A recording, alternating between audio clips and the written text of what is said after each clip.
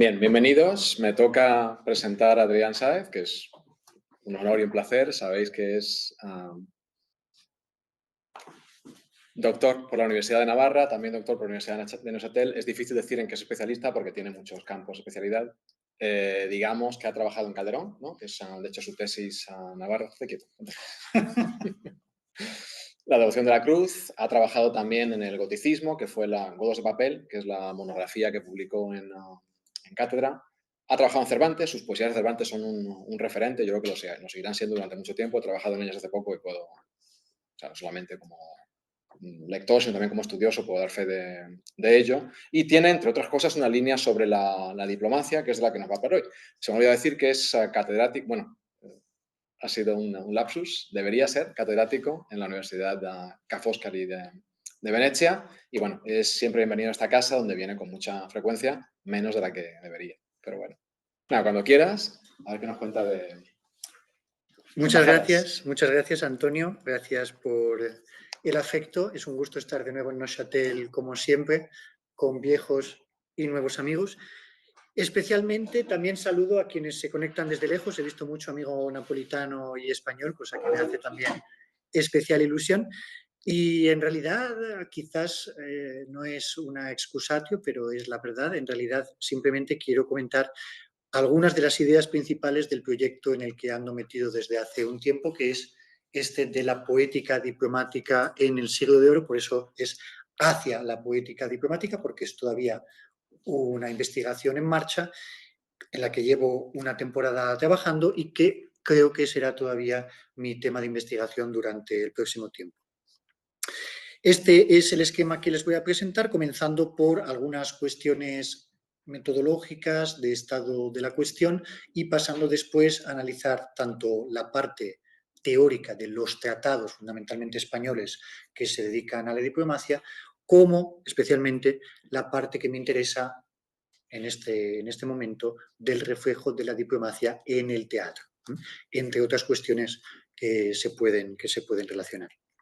En parte, ya lo han visto en la imagen anterior, además de la calavera que tanto gusta, en realidad hay también toda una serie de libros, que en este caso es un libro de música y la cosmografía de Appiano, que ya muestra esta dimensión erudita o esta dimensión cultural de la diplomacia, que no solamente tiene que ver con James Bond haciendo de espía con sus mujeres 90, 60, 90, ni tampoco con encuentros diplomáticos del más alto nivel, con momentos también de tensión, porque les presentaré que precisamente lo que interesa es reflejar los momentos de conflicto, lo que interesa es representar más la parte negativa que la cara positiva, ¿no? Estoy viendo a Antonio Corredor y obviamente me viene a la mente el ex rey Juan Carlos I cuando le dice a Chávez, ¿por qué no te callas? Entre otras escenas.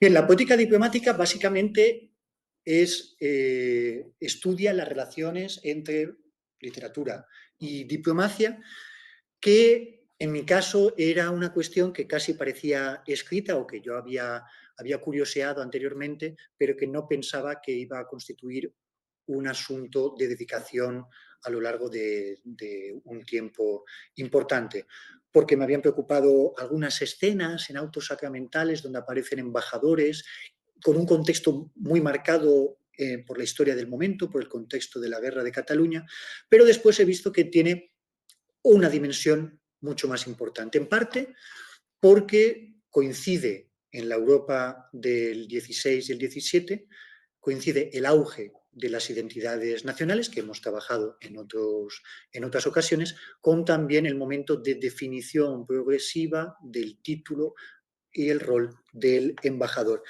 Esto por un lado, y por otro, el hecho de ver muchos textos donde en ocasiones sí que se comentan escenas, la escena del embajador Bravucón con Sánchez Jiménez, Rodríguez Gallego se ha dedicado también en algún momento a la escena de Judas Macabeo del embajador que construye su propio asiento, pero en ocasiones también falta pues, la notita sobre la carta de creencia, la licencia, la seguridad, que en la mayoría de los casos son aspectos de ceremonial, que era uno de los caballos de batalla fundamentales.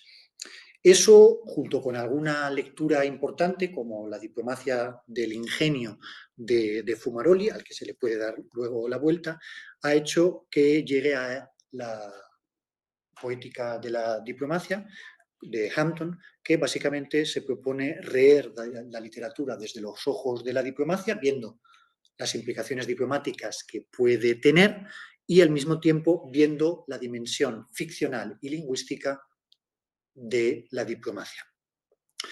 Con una orientación que es fundamental, es un libro precioso y ha hecho luego toda una serie de trabajos, pero deja de lado aspectos, digamos, de teoría oportuna, la teoría de la diplomacia, que es como al final si uno estudia reflejos de la religión y no consulta la Biblia, ¿no?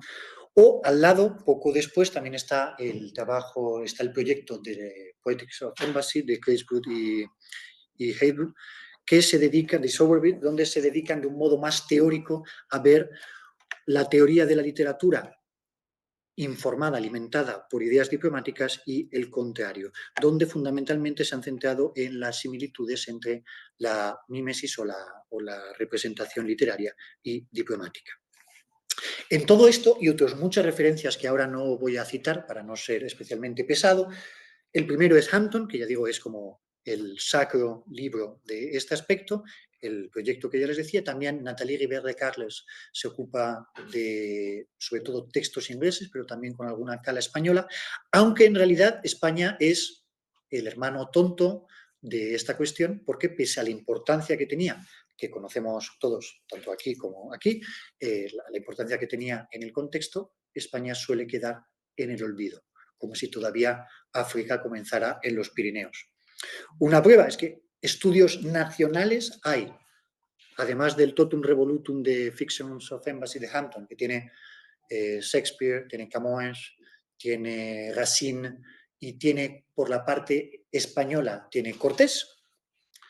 Por otro lado, hay estudios sobre Francia y sobre Alemania. Vean las fechas, el último acaba de aparecer en este mes. Y en cambio, en ámbito general, en las colectáneas o en las misceláneas dedicadas a las cuestiones más disparatadas, desde la cultura diplomática o la diplomacia interconfesional, por decir dos extremos de la baraja.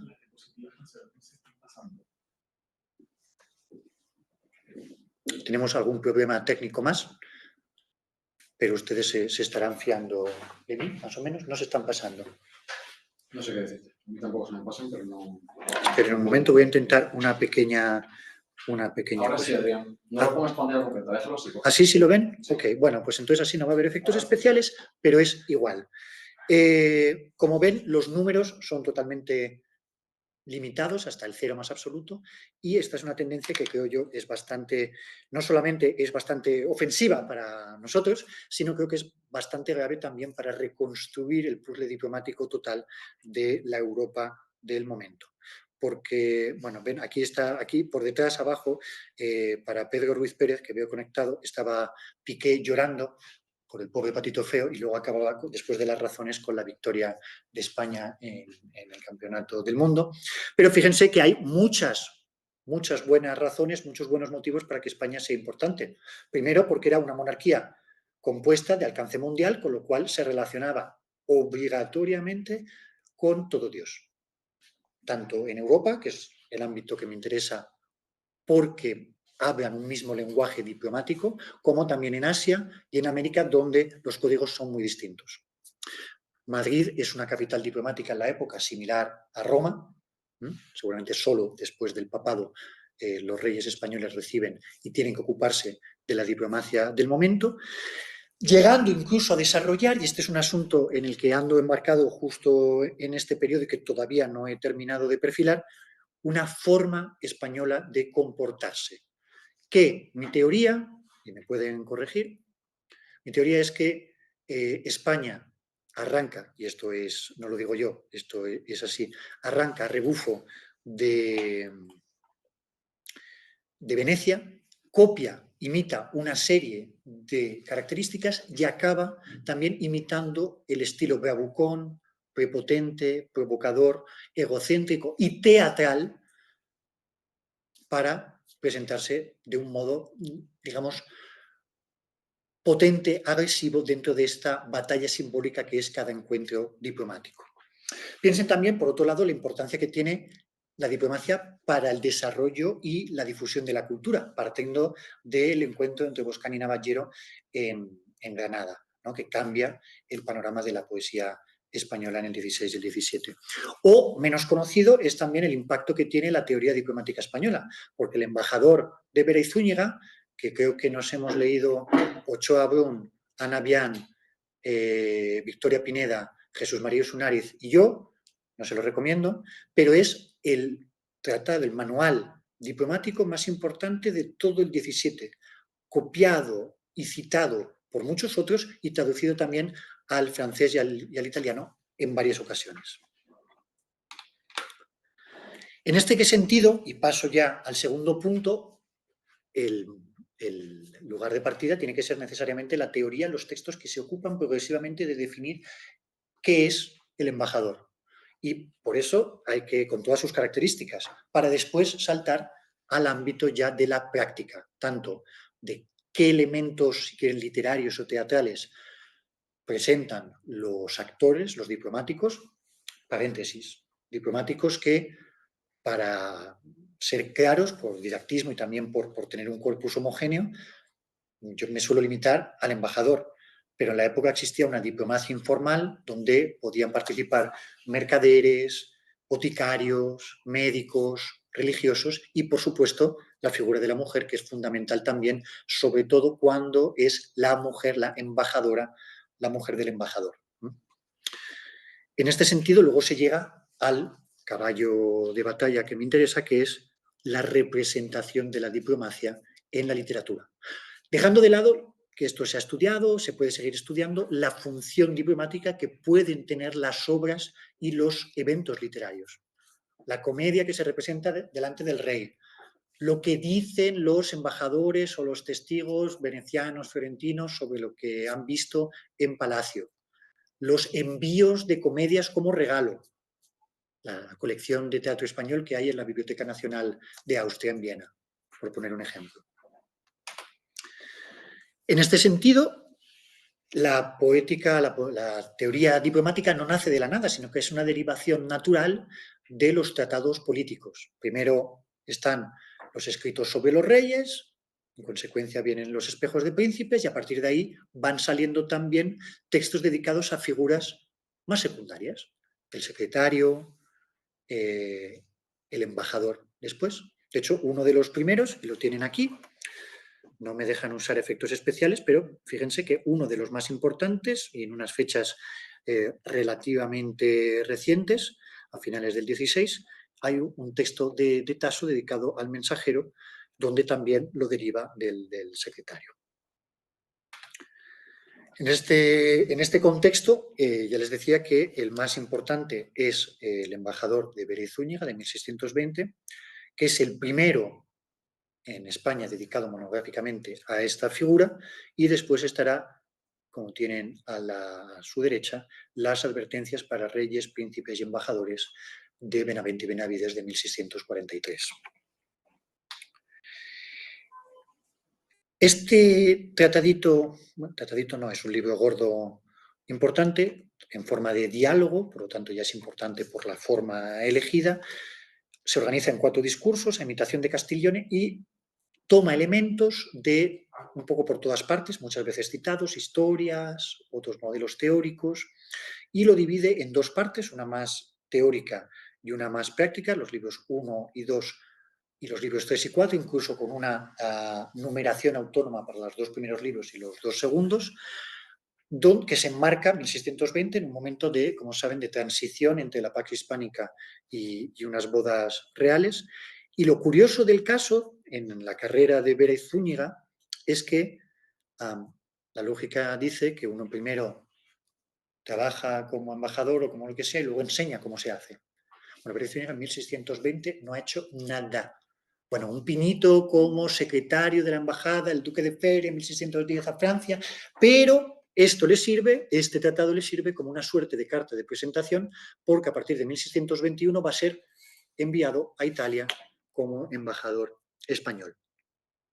Y la definición que da del embajador es la que tienen ahí: legado embajador que tanto monta, conciliador de las voluntades de los príncipes, y si saltan después de los segundos corchetes, porque es la parte que me hace reír más, es un sujeto que semeja al tercero de amores, que con maña confirma dos voluntades, las más veces diferentes. Esto como presentación, pero en realidad la parte que interesa es cuando se dedica a la doble naturaleza del embajador, porque es como, al final como un actor, y es lo que dice. A partir de, quédense con que esto sí tiene un trasfondo político que viene de Gentil y de Grotius, pero la parte que interesa la tienen ahora en negrita. Un embajador, dice, dos personas son las que representa al embajador, una la de su rey y otra la suya propia. Y así tiene dos diferentes modos de negociar y portarse que, como en la tragedia, el que Alejandro, Jasón o Ciro representa, mientras está en el teatro con ornamentos reales, procura imitar en palabras y acciones a aquella persona que supone, mas luego que se retira el vestuario, si bien de los ornamentos no se despoja porque espera volver a salir al teatro, con todo obra y habla en su figura privada y particular. Con lo cual compara, ¿ven?, esta doble naturaleza, que también pueden retrotraer a los dos cuerpos del rey de Kantorowicz, al embajador con el momento casi metonímico del actor. En este sentido, me van a disculpar, voy a intentar una cosa, ahora que no me ve Elena, porque voy a intentar hacerlo así, porque me estoy poniendo nervioso. Entonces voy a intentar compartir todo el scan. Me lo voy a cargar. Sí, sí te veo, de hecho estoy comprobando que se ve. ¿Se ve? ¿Se ve todo? Ahora, Adrián. Se ve todo, me lo dice Elena, miren qué bien, good point for me. Soy el mejor embajador de mí mismo. Bien, en este orden de cosas, el embajador de Pérez Zúñiga no solamente es una obra diplomática, política, histórica, sino también tiene una serie de elementos teatrales que son los que me interesan resaltar. Además de los comentarios sobre el ingenio, me interesa el ingenio diplomático, es decir, cómo se tiene que comportar de acuerdo con una habilidad marcada por el contexto, el receptor y la oportunidad, en obras y en palabras el embajador. Que tiene muchas veces que ver con la disimulación y la disimulación, que saben que es una de esas batallas infinitas del momento. Pero un rasgo esencial del embajador español lo dice años después Abraham de Viquefort en l'ambassadeur et ses fonctions, cuando dice, hablando de los embajadores españoles en comparación con los venecianos y los romanos, que los representantes, los embajadores de los españoles son una cosa muy distinta, que no se puede negar. Que un buen embajador no sea también un gran personaje de teatro y que para tener éxito en esta profesión, il faut être un peu comédien. Hay que ser un poco comediante, hay que ser un poco actor. Por eso se puede decir que hay un estilo diplomático, un estilo teatral que es típico español. El conde de Rebolledo en una carta, por ejemplo, dice: «Habeles en español y a la española sin prolijidad de preámbulos».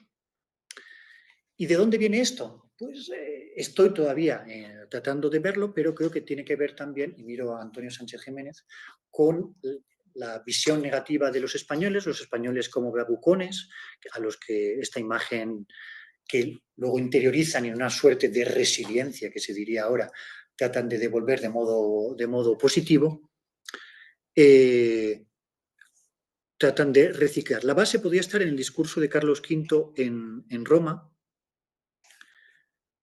y, que saben ustedes, Carlos V en ese momento se dirige delante del Papa y de los embajadores franceses, en vez de hablar en latín, como debería, en italiano por el lugar, o en francés, en deferencia a sus interlocutores más importantes, lo que hace es hablar en español en lo que es una toma de posición muy importante, cosa que luego se refleja, y ahí viene la conexión con la leyenda negra, luego aparece recogido en las rodomontadas españolas. O piensen también en la imagen negativa de la comedia del arte, ¿no?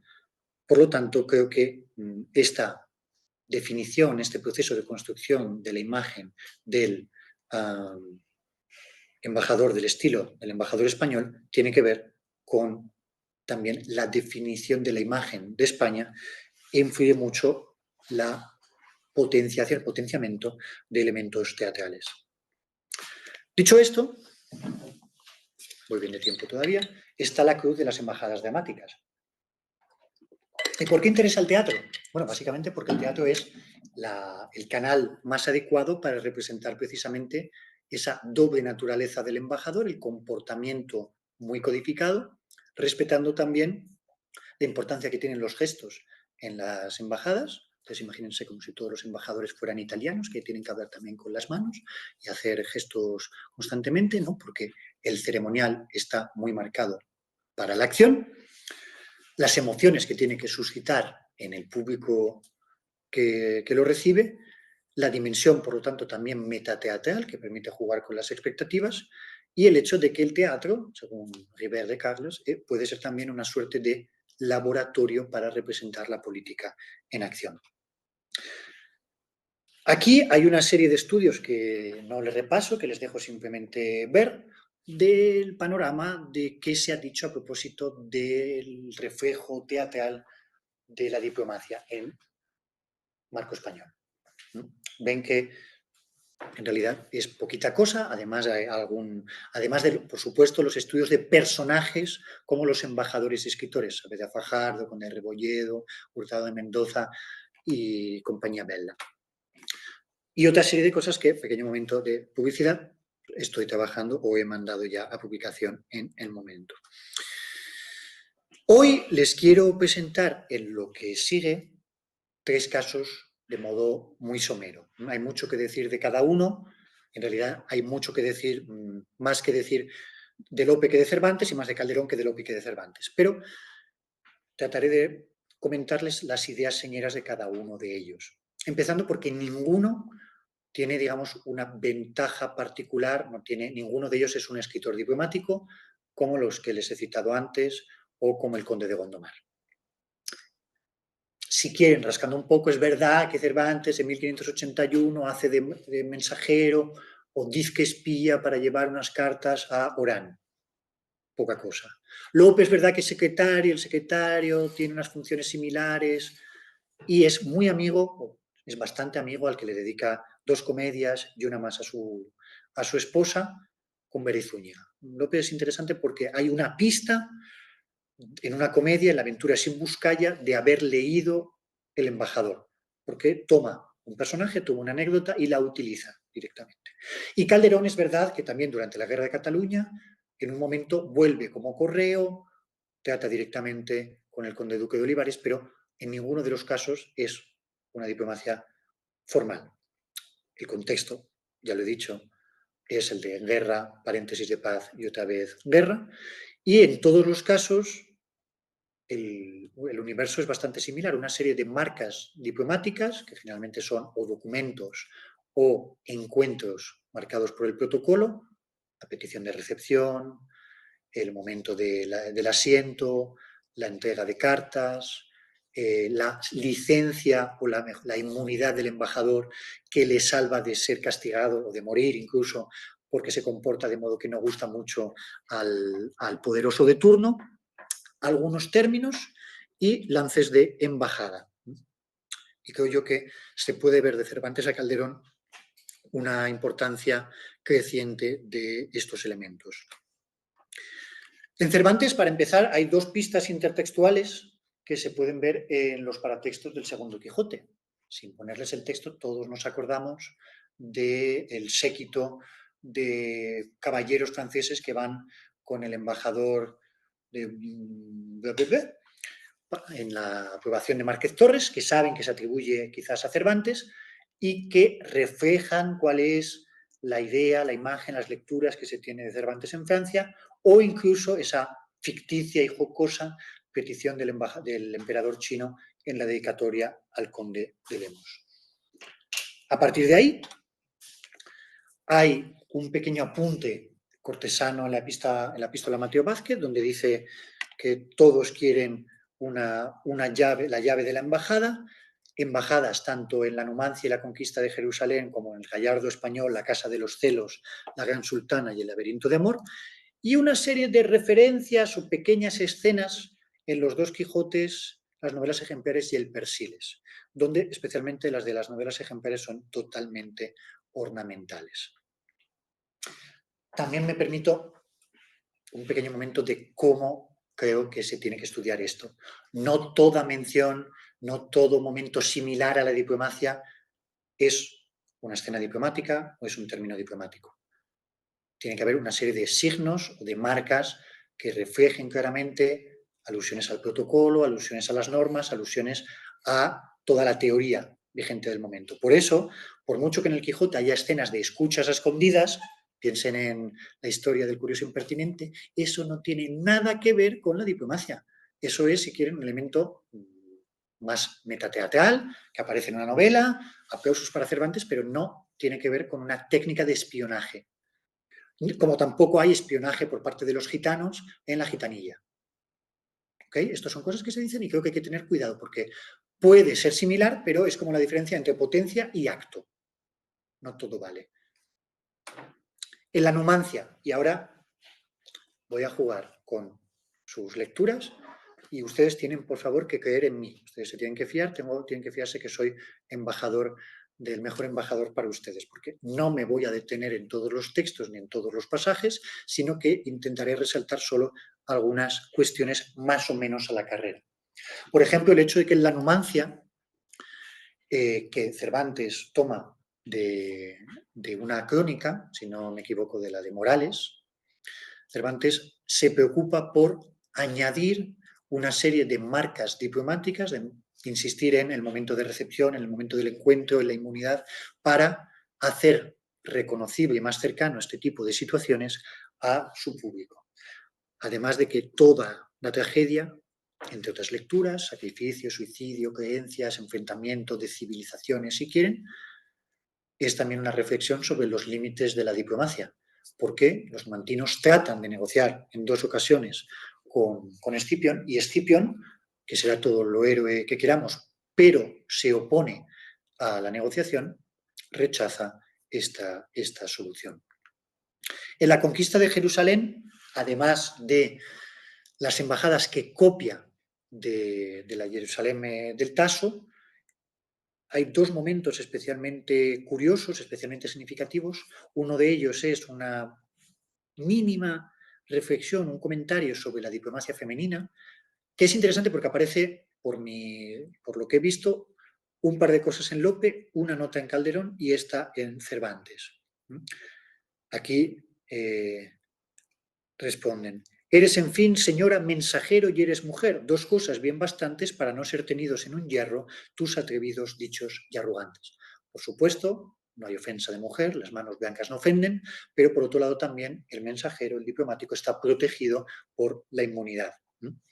Y por otro lado está también la embajada nocturna de Alzardo, que ya en la comedia se presenta como problemática, porque es una escena, es un contexto más bien peligroso, preocupante, sospechoso, donde la figura funciona como una clave precisamente de preocupación, una figura de fronteriza, refleja su carácter fronterizo y se muestra precisamente como agente de negociación peligroso.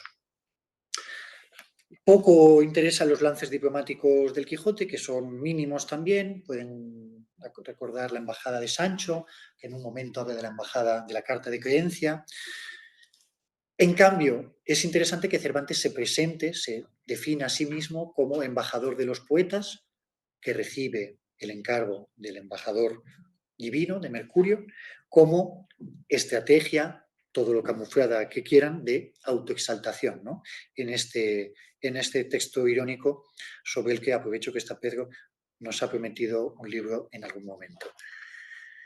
La Gran Sultana es quizás el texto cervantino más interesante, y con ese pasaré al siguiente caso, porque amén de que quizás se pueda considerar toda la historia como una negociación entre Catalina con el sultán por su propio matrimonio y también en representación de algunos de los personajes representativos de microsociedades del drama. Amén de esto, aparece el espía Andrea, con toda una serie de signos de verosimilitud que ahora no viene al caso, y sobre todo está la embajada persa, que se presenta con mucho detalle en una acotación importante que tiene que ver con un contexto bien complicado donde a España le interesa aliarse con el persa para fastidiar al turco y el turco trata de relacionarse con los dos. Y vean la acotación donde, no la voy a leer toda, pero parece el gran turco detrás de unas cortinas de tafetán verde. Salen 4 bajáes ancianos. Siéntase sobre alfombras y almohadas. Entra el embajador de Persia y al entrar le echan encima una ropa de brocado. Llévanle 2 turcos de brazo, habiéndole mirado primero 7 armas encubiertas. Bla, bla, bla, bla, bla, bla. Esto, que según Gómez Canseco puede estar tomado de una de las relaciones de vuelta de un embajador veneciano, más que la fuente, creo que interesa ver cuál es el sentido, que en ocasiones también se da por descontado.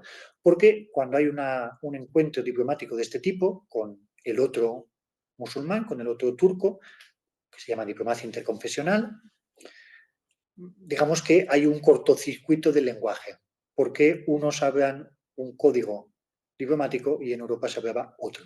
Cuando los embajadores, los legados europeos iban a Constantinopla, tenían que adaptarse al protocolo, al ritual otomano, que básicamente era totalmente distinto al europeo. El europeo reconoce la paridad entre los legados. Por supuesto, pelean por su posición, pero es un encuentro entre pares. En cambio, el sultán, en tanto padishah, en tanto garante del orden, solamente recibe subordinados para marcar la distinción, para marcar su jerarquía.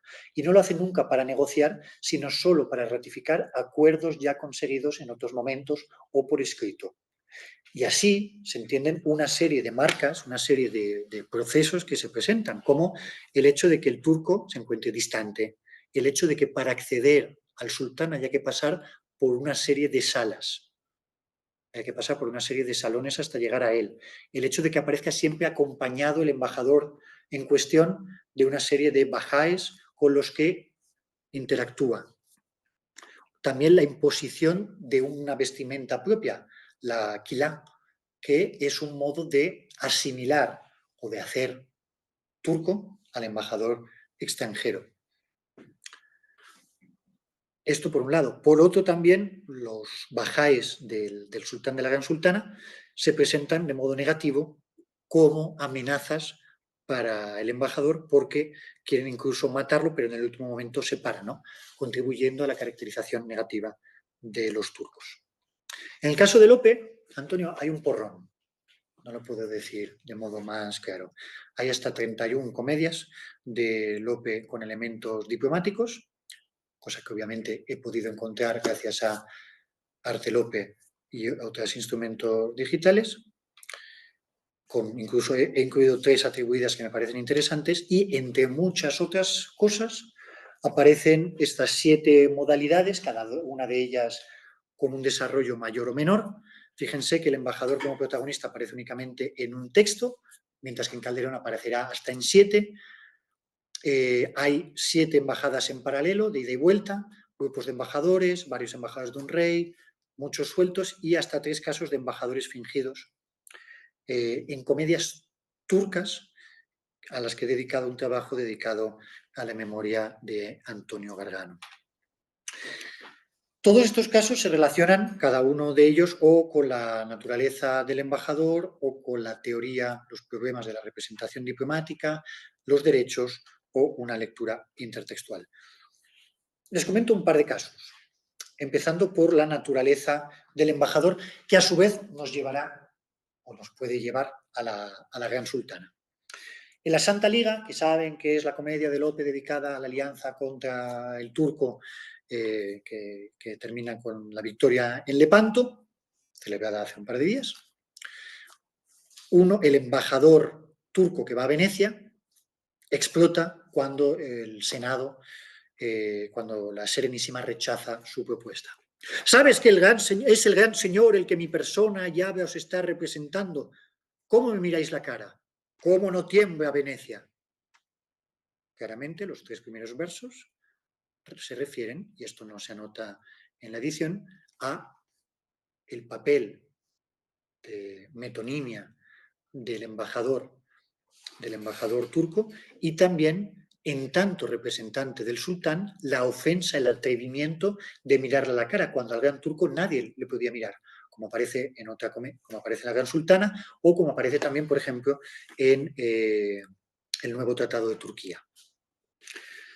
O en la aventura sin Buscaya es interesante porque hay un momento de gran tensión, de gran enfrentamiento, donde el poderoso de la comedia lanza un guante, no se sabe bien, no queda claro si lo golpea, con lo cual la ofensa sería enorme, o si simplemente se lo lanza como desafío, ¿no? Pero responde hábilmente el embajador hace uso del ingenio para evitar el estallido de toda la situación. De esta injuria ninguno de los dos queda afrentado. El guante al que está ausente no le injuria, ni a mí por ser de rey y yo vasallo, de quien sabrá después templar tu furia. Por lo tanto, se lo toma como si fuera un ataque solo a su persona, en un ejercicio de disociación, y no al monarca que representa. En el caso, también hay muchos casos sobre la inmunidad, que siempre es esa amenaza como la espada de Damocles que está pendiendo siempre encima de la cabeza, pero que no suele llegar al río. Hay muy pocos casos de muertes de embajadores.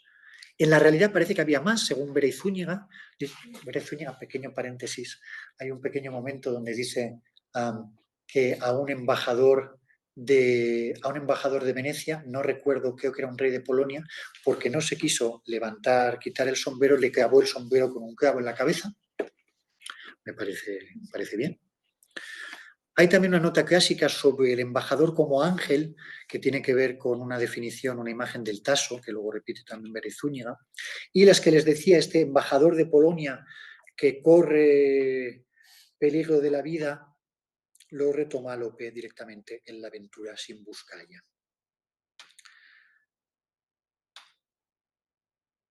Fundamentalmente a Lope le interesa el protocolo, que es el ceremonial era fundamental, casi tanto más como las cuestiones políticas que se podían discutir.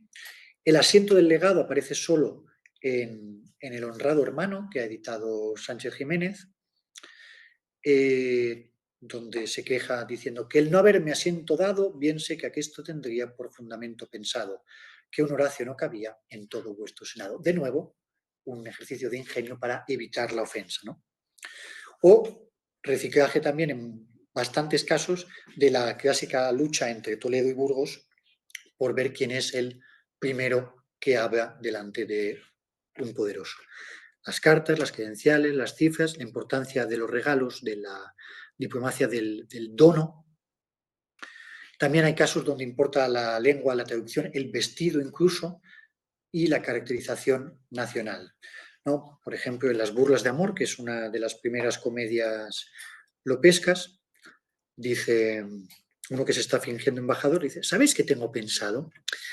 Que pues me obliga la ley a que pruebe que soy rey, como Beatriz lo ha probado, que os finjáis embajadores y tengáis las manos, llenas de los despachos de Atenas de aquellos embajadores. Viendo vuestra autoridad y las cartas que traeréis, ¿quién duda que confirméis mi fingida majestad? Por lo tanto, es el signo exterior como argumento, como utensilio para la ficción embajadora. Calderón, y voy terminando. En Calderón hay 16 comedias con elementos diplomáticos y lo curioso es que en solo 2 de ellas, las que tienen subrayadas, solo en 2 de ellas hay embajadas fructíferas, con éxito.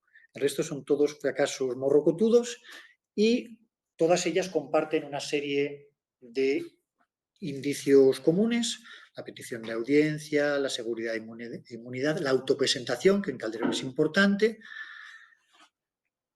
y en todos los casos suelen ser fundamentalmente comedias palatinas y tragedias. Hay un caso curioso, que es el de la Aurora en Copacabana, donde se cuenta en clave europea, en clave occidental, una embajada precisamente entre indígenas, cuando obviamente no era así. Y les quiero presentar algunos casos donde la diplomacia es el núcleo de la acción, cosa que es bastante particular de Calderón. El Príncipe Constante, obra conocida por todos, está basado en la diplomacia imposible de la negociación por el rescate de don Fernando.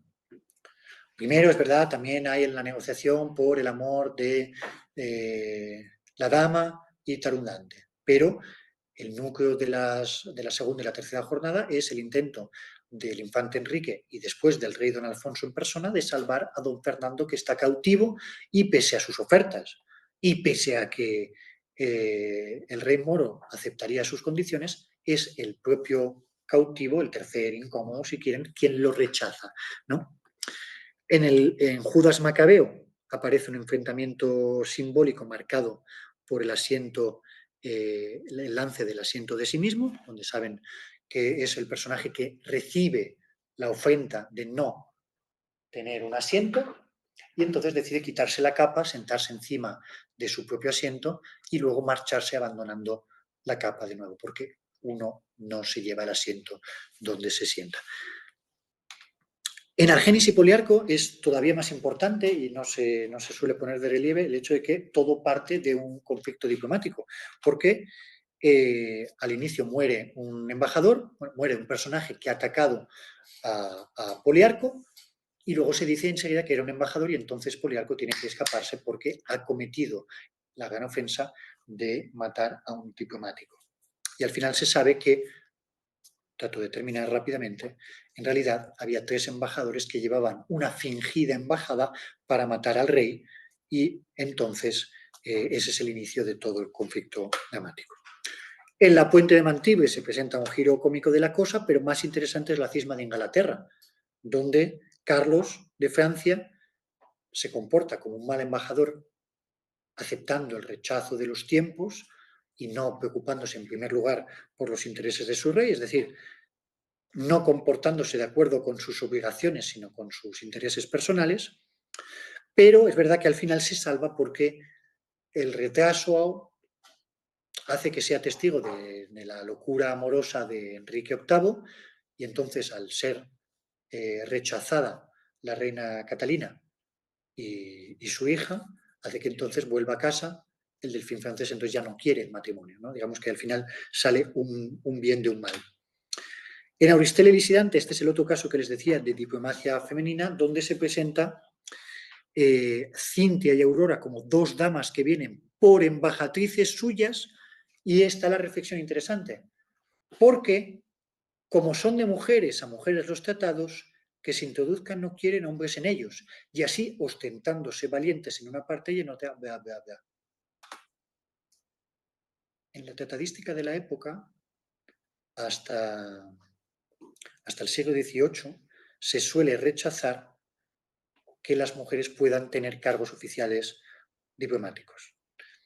Pero no se suele preguntar la cuestión de la por coherencia, es una de las razones. Si el poderoso es hombre, una mujer ya cambia, ¿no? Ya no es exactamente el representante ideal. También hay quien dice, lo dice Viquefort, que sería contra la dignidad de un rey que de se faire representer por un femme. Pero, y esta es una reflexión que yo creo que es más contemporánea que de época, pero es verdad que es un cortocircuito, no se suele preguntar qué ocurre cuando el poderoso representado es una mujer, cuando entonces sería más lógico que fuera una dama. Y termino. Se ve en los 3 ingenios que les he presentado que conocen y aprovechan en sus obras una serie de elementos diplomáticos, seguramente porque los conocían de primera mano ya que estaba en el ambiente, y en el caso de Lope, al menos en su caso, por lecturas. En estas reescrituras teatrales, creo que hay que tener en cuenta los pasajes, los términos diplomáticos, porque en ocasiones, sobre todo en estas últimas comedias de Calderón, pueden constituir una nueva clave de lectura, que no necesariamente cambien toda la interpretación de las comedias, pero sí revelen aspectos diferentes o aspectos que se puedan matizar. En general, se aprecia una cierta evolución desde una aplicación bastante ornamental en Cervantes hasta una importancia esencial en Calderón. Y en este sentido, en la dramaturgia, la diplomacia, las embajadas, suelen presentarse de modo negativo. Interesa el error, no interesa el éxito. Interesa más la guerra que la paz. Y en ese sentido se distancia la teoría, donde se presenta como una suerte de panacea perfecta, tiene que ser un tercero de amor para ser un agente de tensión, de problema dramático. Es un resorte y creo que en muchos de los casos se puede presentar, se puede entender como una exploración y una reflexión de las posibilidades y los límites de la diplomacia en el momento, uniendo, por lo tanto, consideraciones de ámbito más político-ideológico y de puro teatro, que al fin y al cabo es de lo que se trata en estos casos. Y esto es todo a su servicio. Gracias, Adrián. Voy a ver si hay alguna pregunta, primero de vosotros y segundo en la sala. Elena. Sí, estoy viendo por el chat, animo a los que están presentes si quieren preguntar algo. Por ahora no hay preguntas. O que están en línea también, si se animan, los leemos. O si quieren intervenir.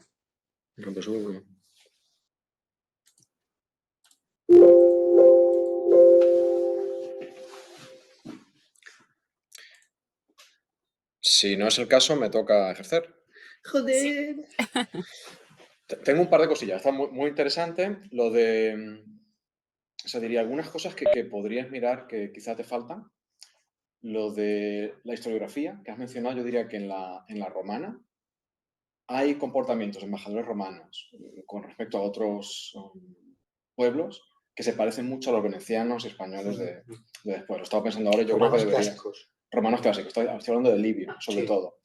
Incluso del ingenio. Recuerdo las embajadas estas entre Darío y Alejandro, que se devuelven, que además luego se retoman en la literatura, el poema del libro de Alexandre, etc. Se devuelven signos. O sea que yo también la embajada del ingenio, la diplomacia del ingenio. En cuanto a Lope, Lope acompaña a la embajada Barberini. Cuando viene el legado Barberini... Exacto. Sí, le dedica incluso una canción. Le dedica una canción y luego él les acompaña en la salida de Madrid. O sea que yo creo que Lope, él tiene más experiencia vital como embajador de la que tú has dicho. Pero sobre todo te quería hablar del tema más bien quizá conceptual, que la verdad es que no había pensado, de el embajador como símbolo, que es un problema en la época, pero claro, el poder es personal. El Estado es propiedad personal del rey. Entonces, el designar un símbolo que lo represente siempre es en potencia un conflicto. Sí. Como un cuadro que me representa, hay que rendirle pleitesía. El tema este de Guillermo Tell, inclinados ante este sombrero, la gente, no, porque no es el rey, es un sombrero.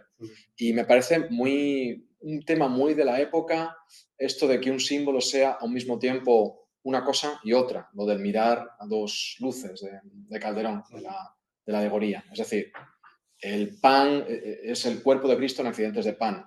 El embajador es un señor, pero también es el rey. Me parece que creo que hay algo ahí más del orden hermenéutico o sea, que lo puedes relacionar con todo el espíritu del barroco. Lo que tú has dicho, los dos cuerpos del rey, sé que es medieval, pero ese tema se está tomando cuerpo en el 17. Yo creo que por eso luego se hace tanto énfasis en los aspectos exteriores. Right. El hecho de que uno de los riesgos sea que el embajador llegue a la corte que sea y siempre le pidan las cartas, las credenciales, que dependa constantemente de una actualización de los aspectos de las sanciones oficiales, porque es verdad que si no es la diferencia entre el rey distante y un don nadie, por muy noble que sea, y pueda causar conflictos. En casos que no son de la literatura, Saavedra Fajardo, que tenía una serie de conflictos, pero más todavía, el conde de Rebolledo se lamenta constantemente de la dificultad que tiene sin documentos para presentarse, ¿no? Sí. En ese sentido, relacionado con lo que decíamos, o sea, la dificultad de presentarse y el mal que puede provocarle un embajador a su rey. Yo creo que en esto de la hermenéutica y del símbolo hay mucho de teología en la época. Igual que los dos cuerpos del rey, al fin y al cabo, estoy bajando, los dos cuerpos del rey, al fin y al cabo, tiene una base teológica, ¿no? Y Kantorowicz lo explica. Y yo diría que aquí hay otra, que es la indignidad de un ministro de Dios no ofende a la Iglesia. Es decir, la metedura de pata que pueda tener un embajador, el hecho de que un embajador no sea en sí tan noble como un rey, no refleja al rey. O sea, que hay un problema como de la transparencia del símbolo ahí.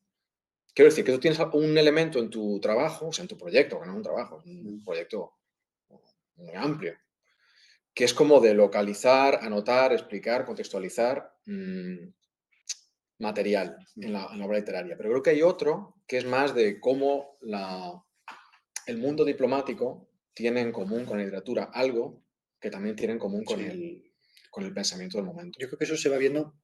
He querido comenzar por la parte más, digamos, claro, mínima, ¿no? La básica, los detalles, para luego ir viendo distintos autores. Creo que también puede haber diferencias de géneros. Es significativo que aparezca sobre todo en teatro, hay poco en poesía, en novela todavía no lo he visto. Marginal. Y lo que decías tú de la historia romana, eso se ve y lo comentan mucho. Los antecedentes que comentan los teóricos son la Biblia, la historia contemporánea cuando pueden, pero sobre todo es Roma.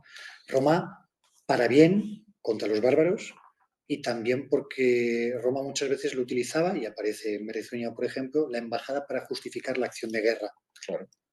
Lo que ocurre es que en los tres autores, por lo que veo, también destaca muchas veces la adición de escenas diplomáticas a hipotextos, cuando es el caso, donde no los hay.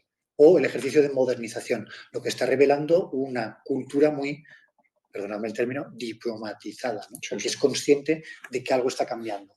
Y eso seguramente se verá también, andando el tiempo, si se llega hasta el 18, porque en 1648 y adelante todo eso se va definiendo mucho más.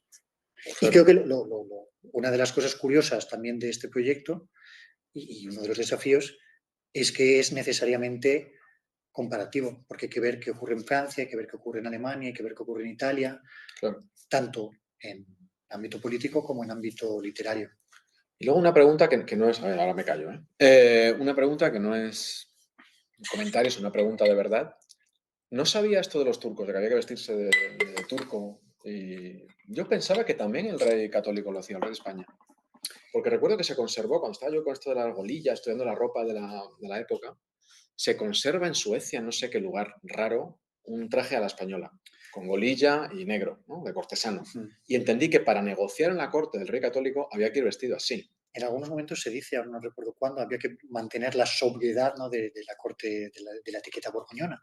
Pero Bueno, en este caso, en Otomanolandia, lo que se hace es públicamente darle un vestido que se tiene que poner el embajador. Es una de las muestras de sumisión que marcan una comunicación muy jerarquizada, distanciada y también mediada, porque nunca se comunica directamente. Primero, en dos sentidos. Uno, porque no habla nunca directamente al gran turco, que lo contempla todo desde lejos, o no lo contempla, se dirige a los bajáes, y lo hace siempre a través de un tujamán. Que es interesantísimo, por cierto, lo de los tujamanes, porque aparecen en ocasiones, es un tujamán contratado, luego ya hay escuelas de tujamanes, luego ya incluso se buscan que sean mestizos o que sean personas que se críen allí. Esa es otra de las facetas interesantes, que uno parece que la diplomacia pues es solo un tipo de ámbito, pero en realidad permea o toma elementos de muchas partes. Sí. Bueno, prometí callarme. ¿Tenemos alguna pregunta, ya sea aquí, ya en línea? Si no, comenzamos a saludar a gente. Sí, Eu Sainz tiene una pregunta. ¿Quién? Eu Sainz. Hola, hola, buenas tardes a todos. Soy una colega de Adrián, le Te agradezco oímos poco, Elena. muchísimo. Sainz. Sí. Eugenia. Hola. Eugenia. Hola, Adrián. Ciao, amore. Ciao, ciao. Grazie infinite dell'invito. Gracias por haberme invitado. Me ha encantado. Espera un momento, que te oímos fatal. ¿Por qué te oímos tan mal, Elena? Eso tenéis que subir el audio de la sala, perdonad que no. El audio de la sala. Está en el panel, Antonio lo sabe, en el panel de atrás, al lado de la pantalla hay un control. Al máximo. Está al máximo, pues si no, probad con el del propio monitor, pero creo que no se puede más. Somos muy tecnológicos, Antonio. Están al máximo ambos. Por aquí en la web se oye estupendamente. Es en la sala donde creo que se oye muy bajito. ¿De este cacharro? Sí. ¿Esto dónde tiene? Esto no tiene nada.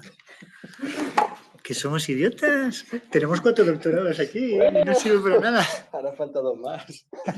Bueno, no pasa nada, A ver. no era un Presi comentario. de área. Entonces, Si quieres que te vea, quizá traigo mi ordenador y lo subo. Sí, quizás se lo...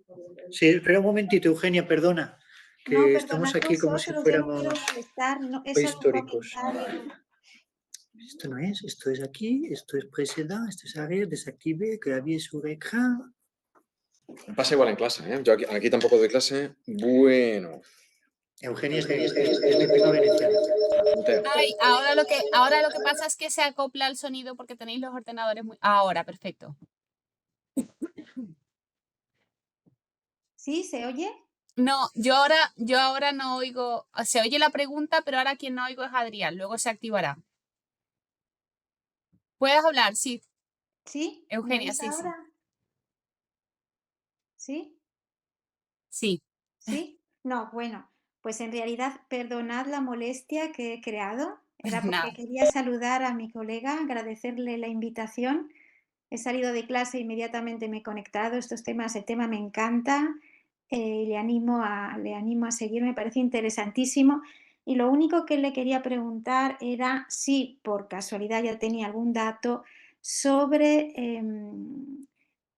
las diferencias que observa entre el perfil o la figura del embajador español, tal y como aparece en Zúñiga, y el embajador, digamos, veneciano que ha señalado. Es distinto el perfil del personaje, digamos, de embajador, tal y como el embajador español del veneciano. Y esa era la pregunta, básicamente, si tenía alguna idea. Siendo medio veneciana, viviendo en Venecia, me parecía muy interesante saber si podemos ya tener alguna idea de perfil, de diferencias de tipo cultural, también en la percepción de esta figura políticamente relevante, en definitiva. Y eso era todo, y agradecerte que me hayas invitado. Gracias, Eugenia. Gracias por venir y por la pregunta.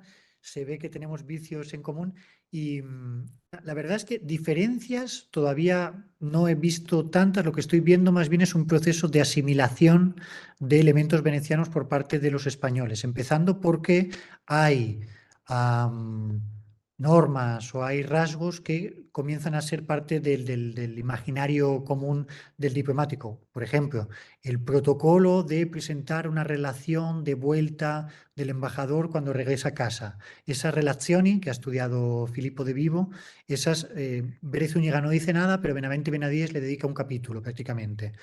Después, yo lo que creo que hay es un proceso casi que lo estoy empezando a estudiar, creo que hay un proceso casi de translatio de elementos que incluso se critican de los embajadores venecianos y que luego se critican de los embajadores españoles. ¿Por qué? Pues creo yo básicamente porque tocaban más las narices progresivamente los españoles que los venecianos, porque eran cada vez más importantes, cada vez más presentes. Y yo creo que hay más un proceso de asimilación, pero lo veré y lo comentaremos en Venecia. Interesante. No, había una última pregunta, pero el motivo en concreto de la fama que tuvo el embajador de Zúñiga, ¿a qué lo atribuyes? Bueno, yo creo que es primero porque es un prontuario, un manual muy claro. La forma de diálogo le da un aire narrativo y literario. Luego resume casi todo lo que se había escrito hasta 1620.